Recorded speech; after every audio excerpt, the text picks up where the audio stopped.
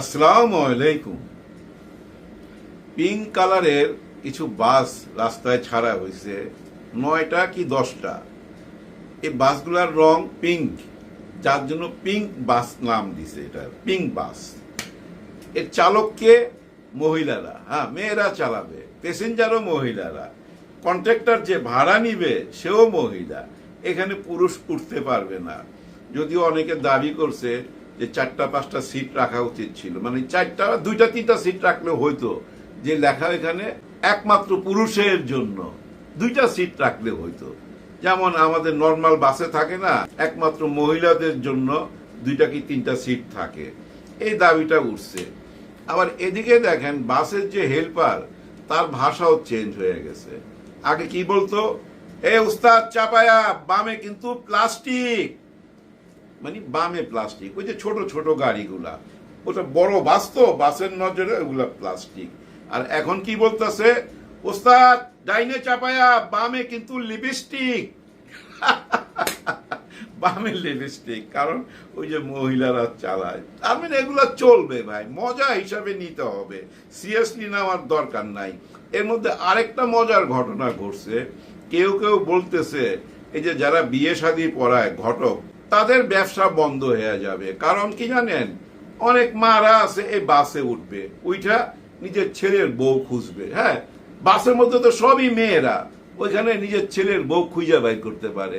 দেখা গেল যে একজনের পছন্দ হয়ে গেছে, পাশে বৈশা জিজ্ঞাসা করলো, মাগো তুমি কোথায় থাকো, কি নাম, কতটুকু লেখাপড়া করছো, মানে ছেলের বউ হিসাবে নিজেই পছন্দ করতে পারবে এই বাসের মধ্যে। কাজে লাগলো কিন্তু এই বাস, ভাই অনেক উপকারে আসবে। সরকারের একটা ধন্যবাদ দিতে চাই এই কাজটার জন্য। সরকার এর মধ্যেও ভাই অনেক প্রশংসা পাচ্ছে। কারণ কি জানেন, এর মধ্যে চারিদিকে ছড়ায় গেছে, শুধু বাংলাদেশের মিডিয়া না, ভারতের 2-1টা মিডিয়াতে এই একটা সাবজেক্ট নিয়ে আলোচনা করছে। সেটা কি, তারেক রহমান সাহেব বলছে যে শহীদ হাদির যে কিলার তোমাদের দেশে লুকায় রয়েছে তাদেরকে দিতে হবে এবং শেখ হাসিনাকে দিতে হবে, তারপর আমি ভারতে যাব। এই কথাটা চারিদিকে ছড়ায় গেছে। এই ব্যাপারটা নিয়ে ইদানিং বহুত আলোচনা হইতেছে। মানে বিএনপির কিন্তু একটা ইমেজ ভালোর দিকে, সবাই এটা সাপোর্ট দিতেছে যে হ্যাঁ ঠিক আছে, ডক্টর ইউনূস স্যার যেভাবে ওদের সাথে চোখে চোখ রেখে কথা বলছে, আমাদের মাননীয় প্রধানমন্ত্রী তারেক রহমান সাহেব ওই একই কাজ করছে, হ্যারম দেখায় দিছে।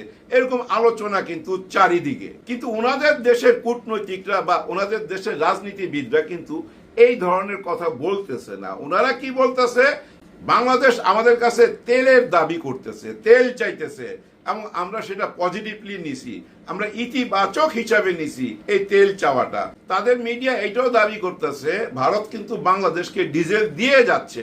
ভারতের নেতারা বলতেছে যে আমরা তো এর আগেও ডিজেল দিছি বাংলাদেশকে, এখনো দিব, মানে ইতিবাচক হিসাবে নিছে। জ্বালানি খাতটা বাংলাদেশ তাদের কাছে হেল্প চাইছে। তারা কিন্তু শহীদ হাদি এবং শেখ হাসিনার ব্যাপারটা কিন্তু সামনে আনতেছে না। যাই হোক, তবুও কিন্তু সরকারের একটা পজিটিভ ইমেজ তৈরি হয়েছে, সবাই কিন্তু এটা বাহাবা দিচ্ছে। কিন্তু এই বাহাবা যখন পাচ্ছিল, ঠিক তখনই দেখা গেল কুষ্টিয়ার একটা ঘটনা। ভাই এই ঘটনাটা নিয়ে একটু আলাপ করতে চাই। নিশ্চয়ই বুঝতে পারতেছেন আমি আমির হামজা সাহেবের কথা বলবো। এর মধ্যে মামলা মোকদ্দমা হয়ে গেছে, ওনার গাড়ির উপরে আক্রমণ হয়েছে, উনি নিজেও ব্যথা পাইছে, এবং 302 ধারা যে অ্যাটেম্প টু মার্ডার সে মামলাটা করছে। আসামির নাম দিছে অনেকের, ওই আসামি ধরা পড়লো কিনা সেটা পরের কথা। কিন্তু এই ব্যাপারটা নিয়ে আমাদের রাশেদ খান বিরাট প্রতিবাদী কণ্ঠ তো ভাই, ওনাকে রুখা যাচ্ছে না। আমার তো মনে হয় বিএনপির মধ্যে এত বড় নেতা নাই। উনি কি গুপ্ত বিএনপি ছিল? গণ অধিকার পরিষদ না কি যেন নাম ছিল, ওনাদের দলের নামটাই তো গণ অধিকার পরিষদ ছিল। এই দলে কয়জন ছিল?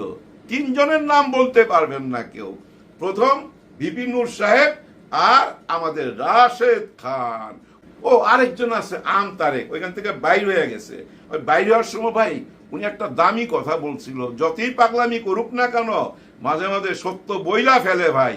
2 লক্ষ টাকার একটা মামলা কই থেকে জানি চান্দা ফান্দা তুইলা আনছিল, বিকাশে নগদে সব আইনা ওই নূর সাহেবের হাতে দিছিল। কিন্তু নূর সাহেব বলে যে ওই টাকাটা হারাইয়া গেছে। কিন্তু এরপরে দেখা গেছে নূর সাহেবের মানি ব্যাগ মোটা, এবং উনি এরে 500, 1000, 2000, 3000 লোনও দিতেছিল এবং সবাইকে বিরিয়ানি খাওয়াইতেছিল, মন ফুরফুরা। মানে ওই টাকাটা মাইরা দিছে তারেক সাহেব এই অভিযোগটাই করছে সেই ভিপি নূরকে নিয়ে। আর ভিপি নূরের যে দলটা চলতো ওইটা কিন্তু ওই বিকাশের টাকা নিয়েই চলতো। অনেকেই তো দাবি করতেছে বিদেশ থেকে যে এরা আমাদের কাছ থেকে টাকা পয়সা নিয়ে দল চালাইছে, আজকে ক্ষমতার সঙ্গে যায়া সব ভুইলা গেছে। ভুইলা যায়েন না, ভুইলা যায়েন না, ভুইলা গেলে অসুবিধা। হ্যাঁ, অসুবিধা তো। এই দুনিয়াতে সবচেয়ে বড় মুনাফেক, সবচেয়ে বড় ঘৃণিত ব্যক্তি কে জানেন? যে মানুষটি আপনার কাছ থেকে সহযোগিতা পায়া, আপনার শিক্ষায় দীক্ষায় নিজের পায়ে দাঁড়ায়া, আপনাকে ব্যবহার কইরা নিজের পায়ে দাঁড়ায়া একটা টাইমে আপনার বিরুদ্ধেই দাঁড়ায়া গেল। হ্যাঁ, আপনার বিরুদ্ধেই দাঁড়ায়া গেল, আপনার মান ইজ্জত নিয়ে খেলা শুরু করলো। সেই মানুষটি হচ্ছে এই পৃথিবীতে সবচেয়ে বড় ঘৃণিত এবং সবচেয়ে বড় মুনাফেক মানুষ। এই যে আমাদের মাননীয় প্রধানমন্ত্রী লন্ডনে ছিল, তখন তাদের কি আচরণ দেখছেন? তখন কিন্তু বিরোধী দলের ছত্র ছায়ায় ছিল। আমাকে ভাসান, আমাকে ভাসান যখন বলছিল, কারা বাঁচাইতে গেছিল? আমাকে ভাসান, আমাকে ভাসান বলে যখন উত্তরা থেকে চিৎকার করতেছিল, তখন আপনার পাশে কারা দাঁড়াইছিল? যারা আপনার পাশে দাঁড়াইছিল তাদের বিরুদ্ধেই দাঁড়ায় গেলেন। আপনাদের উপরে যখন আক্রমণ হয়েছিল, আহত হয়েছিলেন, তখন আপনাদের চিকিৎসার জন্য কারা পাশে আইসা দাঁড়াইছিল? যারা পাশে আইসা দাঁড়াইছিল তাদের বিরুদ্ধে আজকে দাঁড়ায় গেলেন। হায় হায়, কি বলেন দেখেন, কথা শুনেন। তাই না? কুষ্টিয়ায় একটি উত্তপ্ত পরিস্থিতি সৃষ্টি হোক, সেটি আমির হামজা চেয়েছিল। আমার কাছে মনে হয় সারা দেশে আলোচনায় আসার জন্য পরিকল্পিতভাবে সেখানে সংঘর্ষ সৃষ্টি করেছে আমির হামজা। আমির হামজা রক কাটায় পারদর্শী। চিন্তা করেন কি কথাটা কইলো এখন, আমির হামজা রক কাটে। চিন্তা করেন কাকে কি বলতে হবে সেটাও জানে না। আবার শুনেন তার এই কথাটা। পরিকল্পিতভাবে সেখানে সংঘর্ষ সৃষ্টি করেছে আমির হামজা। আমির হামজা রক কাটায় পারদর্শী। তার এই মসজিদে খুতবা দেওয়ার প্রয়োজন নাই, ওয়াজ মাহফিল করার প্রয়োজন নাই, যেটি রাশমিকার প্রেমিক আমির হামজা, তাই না? কুষ্টিয়ায় একটি রাশমিকার প্রেমিক আমির হামজা, হ্যাঁ এটা ঠিক বলছেন। উনি একবার ওয়াজে মজা করতে গিয়া এই রাশমিকার নামটা নিছিল। অনেক সুন্দরী তো, কি জানি বলতে গিয়া তার নামটা সামনে আনছে। ওয়াজের সময় হয় কি ভাই, ওয়াজ চলতে চলতে মাঝরাইতে অনেকে ঝিমায়া যায়। ঝিমায়া গেলে কিছু রসের কথাবার্তা বলতে হয়, সেই রসাত্মক কথাবার্তাগুলো বলছে। ওইটারই উনি এখন ক্যাশ করতেছে যে রাশমিকার প্রেমিক বানায় দিল। আবার নাকি উনি রক কাটে। চিন্তা করেন, ভিপি নূরও কিন্তু বহুত কঠিন কঠিন কথা বলছে। উনি ছিল মজলুম মানুষ, কেন এতটা জালিম হয়ে গেল এই ব্যাপারটা নিয়ে একটু আলাপ করব। উনি কি বলতেছে, আমরা যদি আবার টহল দেওয়া শুরু করি, শব্দটা ইউজ করছে, টহল দেওয়া শুরু করি। টহল তো আর উনি দিবে না, কারা দিবে? পুলিশ টহল দেয়, র্যাব টহল দেয়, আর্মি টহল দেয়। টহল কথাটার সাথে তো প্রশাসনের সঙ্গে যায়। উনি কিভাবে টহল দিবে? উনি ওইটাই বুঝাইছে যে আমরা যখন টহল দেওয়া শুরু করব তখন কিন্তু আবার গর্তের মধ্যে লুকাইতে হবে, আবার গুপ্ত হয়ে যাইতে হবে, আর মাথা তুলতে পারবা না। ওই ব্যবস্থা কইরা দিমু। কিন্তু বাপ রে বাপ, কি হেরম! এই দুইটা মানুষ ভাই একেবারে হুবাহুব ইনু আর মেননের মতো। অতীতে আওয়ামী লীগ সরকার এই দুজনকে কেন রাখছিল একটু চিন্তা কইরা দেখেন। আওয়ামী লীগের যারা অরিজিনাল তারাও কিন্তু এতটা গর্জন করতো না যতটা গর্জন করতো ইনু আর মেনন। শেখ হাসিনা ওনাদেরকে কি কাজটা দিছিল? সারাদিন বেগম খালেদা জিয়াকে গালাগালি করতে হবে, ওনার দুর্নাম করতে হবে, শহীদ প্রেসিডেন্ট জিয়াউর রহমানকে খুনি বলতে হবে, উনি যে মুক্তিযোদ্ধা না এটাও বলতে হবে, এবং লন্ডনে চলে যাওয়া তারেক রহমান সাহেবকে যা ইচ্ছা তাই বলতে হবে। তার মানে কি জানেন? ওনাদের কাজই ছিল শহীদ প্রেসিডেন্ট জিয়াউর রহমান, বেগম খালেদা জিয়া এবং তারেক রহমানকে ধোলাই করা, এই মিডিয়াতে ধোলাই করা, প্রতিদিনই ধোলাই করতো। শেখ হাসিনা পাবলিকের টাকা এদেরকে বেতন দিয়ে এই কাজের জন্যই রাখছিল।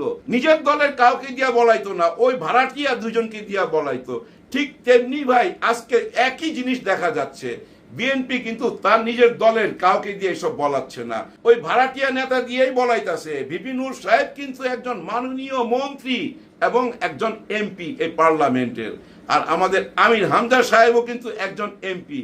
বিন্দু মাত্র শ্রদ্ধাবোধ নাই। উনি তো এমপি হিসাবে বলতে পারতো যে আরেকজন এমপির গাড়িতে কেন হামলা হইলো, এটা বিচার হইতে হবে। ওইটা না বইলা আর উল্টা উস্কায়া দিতেছে যেন আমির হামজা তার ওই কুষ্টিয়া না যাইতে পারে। কিন্তু আমির হামজা সাহেব কি বলছে? এই কুষ্টিয়ার প্রধানমন্ত্রী আমি, রূপক হিসাবে কথাটা বলছে। কারণ কি জানেন? এই কুষ্টিয়াতে যে অঞ্চলে উনি দাঁড়াইছে, এই আসনে যতটা বরাদ্দ আসবে সরকারের পক্ষ থেকে উনার মাধ্যমেই আসবে, আর উনি যে উন্নয়নটা করবে ওইটা বুঝাইতে গিয়া সহজ সরল ভাষায় বইলা ফেলছে আমি হচ্ছি আপনাদের প্রধানমন্ত্রী। এটাকেই কিন্তু এই দুজনে ক্যাশ করছে। আমার মনে হয় মাননীয় প্রধানমন্ত্রীর কানের কাছে যায় বলতেছে, হায় হায় দেখেন এখনই বলে উনি প্রধানমন্ত্রী, তার মানে আপনাকে প্রধানমন্ত্রী মানতেছে না। এরা কিন্তু কয়েকদিন পর আপনাকে একবারে ফেলে দিবে, তারাই প্রধানমন্ত্রী হয়ে যাবে জোর কইরা। এখনই দাবায় দিতে হবে, এখনই তাদের মুখ চাইপা ধরতে হবে। তবে একটা ব্যাপার কিন্তু পরিষ্কার হয়ে যাচ্ছে এই ইনু মিনুদের কথা থেকে, এবং এর মধ্যে জিএম কাদের সাহেব নামে গেছে মাঠে। হ্যাঁ ভাই, জিএম কাদের সাহেব বলতেছে ভারতে না গেলে অনেক বড় ভুল করবে আমাদের প্রধানমন্ত্রী। ভারত কি জিনিস এটা তো আমি জানি, আমি তাদের সঙ্গে কাজ কাম করছি, আমি চিনি তাদেরকে। ভারতে না গেলে বহুত বড় ভুল করবে, ভারত বহুত বড় একটা দেশ। একটা ইন্টারভিউর মধ্যে দেখলাম একজন মহিলার সাথে কথা বলতেছে, প্রায় 45 মিনিট কথা বলছে। ওই 45 মিনিটের মধ্যে না হইলো ভাই 20 বার বলছে ভারত অনেক শক্তিশালী দেশ, তাদের সঙ্গে তাল মিলায় চলতে হবে, নাহলে বাংলাদেশ বহুত বড় ভুল করবে। এই বয়ান তৈরি করতেছে, ইদানিং মুখ খুলতেছে। বেশি না ভাই, আর 1-2 সপ্তাহের মধ্যে দেখবেন বিরাট বড় একটা কার্ড খেলবে। সেটা কি? জঙ্গি কার্ড। অলরেডি বলা শুরু করে দিছে এই দেশে আল কায়দা আছে, এই দেশে জঙ্গি আছে। আমাদের স্বরাষ্ট্রমন্ত্রীকে যদি এই প্রশ্ন করা হয়, সাংবাদিকরা যখনই উনাকে জিজ্ঞাসা করে উনি কিন্তু এটার উত্তর দেয় না, হাইটা চইলা যায়। কি উত্তর দিবে? আপনাদের মনে আছে না ওই যে হোলি আর্টিজান গুলশানের ওই ঘটনাটা? ওইটা কিন্তু দাদাদেরই তৈরি নাটক ছিল। ওরকম নাটক কিন্তু আবার হবে, খুব তাড়াতাড়ি হবে।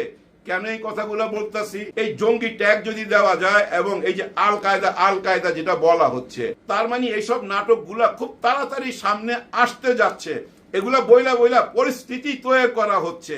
পরে যখন আপনারা দেখবেন সামনে, তখন নিজেরই মনে পড়বে হ্যাঁ এগুলো তো শুনছিলাম, তার মানে ঘটনা সত্যি। কেন এটা করা হচ্ছে? দেখেন, জঙ্গি বলতে আল কায়দা বলতে যাই কিছুই বলেন না কেন, দাড়ি টুপি পাঞ্জাবি এরকম একটা দৃশ্য চলে আসে না? জিন্সের প্যান্ট, এখানে চুলের আটি বাঁধা, গলার মধ্যে চেন ঝুলতেছে, হাতের মধ্যে ব্রেসলেট ঝুলতেছে, এরকম কাউকে নজরে পড়ে? এরকম কারো চিত্র মনের মধ্যে পড়ে যখন আল কায়দা আর জঙ্গি বলে? না, এরকম চিত্র মনের মধ্যে ফুইটা উঠে না। ফুইটা যেটা উঠে ওইটা ওই দাড়ি টুপি ফুইটা উঠে। যার জন্য ওই জঙ্গি ট্যাগ, ওই আল কায়দা ট্যাগ এখনই বলা শুরু করছে, এবং ভবিষ্যতে দেখবেন এই নাটকগুলা সামনে আসবে। কিন্তু কথা হচ্ছে এই নাটক কি খাওয়াইতে পারবেন? খাওয়াইতে পারবেন না। দেশ চেঞ্জ হয়েছে, বদলাইছে তো ভাই, মানুষ প্রতিবাদ করতে শিখে গেছে। কেন পারবেন না? খুবই সহজ অঙ্ক। যদি আপনারা গণভোটের অধিকার না দেন, তাহলে তো জামাতে ইসলামের রাজনীতি ধ্বংস হয়ে যায়, এনসিপির রাজনীতি ধ্বংস হয়ে যায়। 11 দল বলতে তো কিছুই থাকে না, বাংলাদেশে আর কোনো দলই তো থাকে না, ওই বাকশালের মতো হয়ে যায় তো আবার। কিন্তু সেটা কি হইতে দিবে? নিশ্চয়ই না। জামাতে ইসলাম 11 দল যে কোনো উপায় হোক এই অধিকার ছিনায় আনবে, কারণ রাজনীতিতে টিকা থাকার জন্য এই অধিকার ছিনায় আনতে হবে। রাজনীতিতে টিকা থাকার জন্য গণভোটের অধিকার জামাত ইসলাম যে কোনো উপায় হোক আইনা ছাড়বেই, আপনারা রুখতে পারবেন না। আপনার যেমন আছে আই হ্যাভ এ প্ল্যান, উনাদেরও কিন্তু একটা প্ল্যান আছে, যেটা হয়তো আপনারা বুঝতে পারতেছেন না। আর এই 26-এর মধ্যেই কিন্তু গণভোটের অধিকার আদায় হবে, যে কোনো অ্যাঙ্গেলে হোক আদায় হবে। যদি আদায় না হয়, বিরোধী দল বলতে এই দেশে আর কিচ্ছু থাকবে না। আর সেটা কি জনগণ হইতে দিবে? নিশ্চয়ই হইতে দিবে না। আমরা তো ভাই নতুন একটা বাংলাদেশ চাই, আর নতুন বাংলাদেশের চাবি হচ্ছে সেই গণভোট। আর এই চাবিটা এখন মাননীয় প্রধানমন্ত্রীর পকেটে, এই চাবিটা জনগণের হাতে দিয়ে দিতে হবে। সবার জন্য সবাই দোয়া করবেন। আল্লাহ হাফেজ।